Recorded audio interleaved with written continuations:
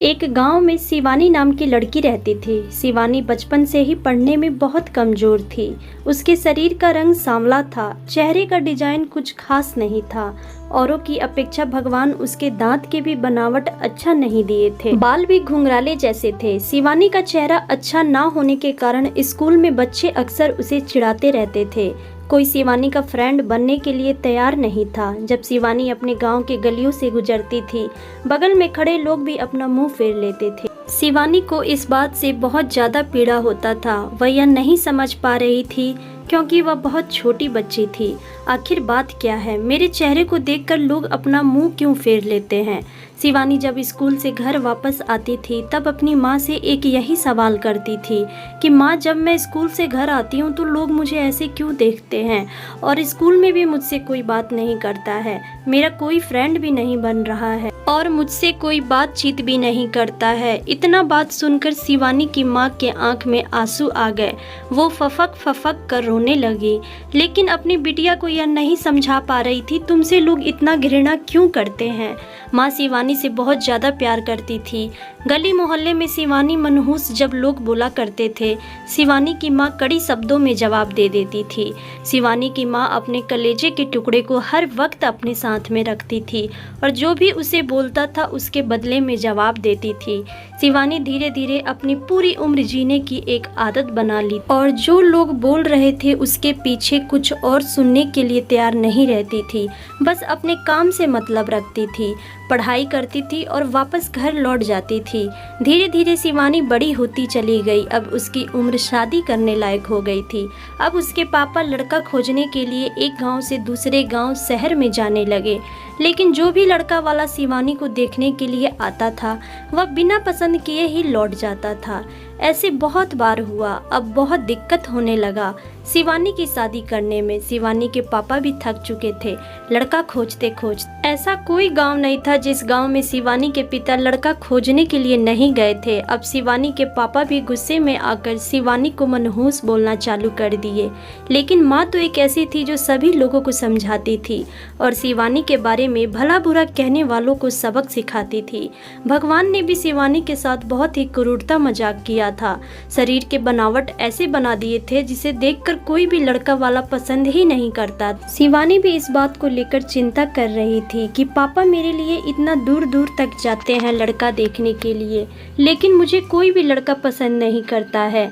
शिवानी अपने कामों में ज़्यादा व्यस्त रहती थी। वह खाना बनाने में बहुत ज़्यादा समय देती थी। शिवानी को खाना बनाने में बहुत ज़्यादा मज़ा आता था। वह हमेशा कोई न कोई नई रेसिपी बनाती रहती थी। शिवानी ने बहुत सारे खाना बनाने की रेसिपी के बारे में जानकारी हासिल कर ली थी। इसके लिए उन्होंने किताबें, रेडियो, टीवी चैनल पर वीडियो देख ली थी। शिवानी के द्वारा बनाया गया खाना बहुत स्वादिष्ट और टेस्टी होता था। शिवानी की तारीफ उसके चेहरे से कोई नहीं करता था, लेकिन उसके खाना बनाने का जो तरीका था, उसके खाने में जो स्वादिष्ट था, उसे हर कोई तारीफ करता था। खाना बनाने में शिवानी के जितने भी आजू बाजू औरतें थीं, उन सभी औरतों में बहुत ज़्यादा फेमस हो गई थी। किसी भी औरत के घर कोई मेहमान आता, कोई फंक्शन होता, वो शिवानी के पास आ जाते और उससे खाने का नया आइडिया पूछते। बहुत सारी औरतें यह भी सोचती कि शिवानी के द्वारा बनाए गए खाना को हम सीख ले, लेकिन यह उन सभी के बस की बात नहीं थी। शिवानी के हाथ में ऐसा टाइमिंग जादू था जो शिवानी के इस कला को कोई सीख नहीं पाया। एक तरह से भगवान का आशीर्वाद भी था उस पर। शिवानी का जीवन और उसका लाइफ चक्र उतराव चढ़ाव में कटता रहता था। माता पिता और रिश्तेदार बहुत कोशिश कर रहे थे कि शिवानी की कहीं न कहीं शादी हो जाए। बहुत कोशिश के बाद माँ बाप ने एक लड़के वाले को मना लिया। वे सब शिवानी को देखने के लिए घर पर आने वाले थे। शिवानी को इस बात की खबर लग जाती है कि मेरी शादी होने वाली है। शिवानी दुखी हो जाती है और गुस्सा करने लगती है और शिवानी रोती हुई कहने लगती है कि आप सब इतना सारे लड़के वालों को देखने के लिए बुलाते हो, लेकिन कोई मुझे पसंद नहीं करता है और जो भी आता है मेरा मजाक बनाकर चला जाता है। आप सबकी बदनामी होती है और गांव समाज के लोग भी बोलते हैं लड़के वालों ने शिवानी को पसंद नहीं किया। इन सब चीज़ों से मुझे बहुत दुख होता है माँ। कल पड़ोस वाली अम्मा भी बोल रही थी कि पता नहीं उसके मम्मी पापा कैसे उसको जन्म दिए हैं। इस मनहूस की कहीं शादी ठीक ही नहीं हो रही है। शिवानी की माँ ने शिवानी को समझाई कि शादी में अक्सर ऐसा होते रहता है, हर कोई किसी को पसंद नहीं होता है। जिससे तुम पसंद आ जाओगी वो तुमसे शादी जरूर कर लेगा। तुम अपना ख्याल रखो, तुम अपने आप पर ध्यान दो। कौन तुम्हें पसंद करेगा या नहीं करेगा या तुम भगवान पर छोड़ दो। अगले दिन लड़का वाले शिवानी को देखने वाले थे, लेकिन शिवानी उसी दिन सुबह में ही सज संवर कर कहीं निकल गई थी। लड़का वाले घर पर आते हैं, लेकिन उसके मम्मी पापा को नहीं पता था कि शिवानी कहाँ गई है। जब लड़की देखने की बारी आती है तो शिवानी घर में नहीं थी। लड़का वाले इस पर गुस्सा हो जाते हैं और पूरा खरी खोटी सुनाते हैं शिवानी के मम्मी पापा को। वैसे भी पापा शिवानी पर बहुत ज़्यादा गुस्सा करते थे, लेकिन उस दिन की हरकत से शिवानी के पापा के ऊपर खून सवार हो गया था। शिवानी ने अपने पापा को बहुत गुस्से में पागल कर दिया था। उस दिन शिवानी के पापा ने उसकी मम्मी पर सारा गुस्सा उतार दिया। शिवानी के पापा ने उसके मम्मी को बहुत भला बुरा कहे कि यह सब तुम्हारे सिर पर चढ़ाने का नतीजा है, तुम्हारी वजह से शिवानी ऐसी हरकत कर रही है। माँ चुपचाप सारी बातें सुन रही थी, लेकिन अपने मुंह से एक शब्द भी नहीं बोली। अब शाम का वक्त होने लगा था। शिवानी घर को लौट चुकी थी। शिवानी के चेहरे पर बहुत ज़्यादा खुशी थी और उसके हाथ में एक चेक था। शिवानी कोई एक सर्टिफिकेट लेकर आई थी। शिवानी ने अपनी उपलब्धि के बारे में अपनी मम्मी पापा से कुछ बताने वाली ही थी कि इसी बीच शिवानी की मम्मी ने उसको खरी खोटी सुनाना शुरू कर दिया। उसकी मम्मी ने शिवानी को इतना खरी खोटी सुनाई कि शिवानी अपने सपने में भी यह नहीं सोच पाती कि मम्मी आज मुझे इतना भला बुरा बोलेंगे। इससे पहले शिवानी की मम्मी ने शिवानी को इस तरह के शब्दों का उच्चारण नहीं किया था। शिवानी की माँ ने एक बात बोली कि बाकी सब लोग सही कह रहे थे कि तुम सच में मनहूस हो। आज तुम्हारी वजह से सब कोई परेशान है। अच्छा तो होता कि तुम पैदा होते ही मर जाती। आज यह दिन हमें देखने को नहीं पड़ता। गांव घर रिश्तेदार में मेरा सिर नहीं उठ पा रहा है। शिवानी इस वाक्य को सुनकर अवाक थी। वह कुछ बोल नहीं पा रही थी, क्योंकि जब शिवानी बोलने की कोशिश कर रही थी उसके मम्मी के शब्दों से उसकी आवाज दब जाती थी। शिवानी चुपचाप निठुर भाव से खड़ी थी। शिवानी की आंख से आंसू की धारा बह रहे थे। शिवानी बिल्कुल व्याकुल हालत में खड़ी थी। वह कुछ बोल नहीं पा रही थी।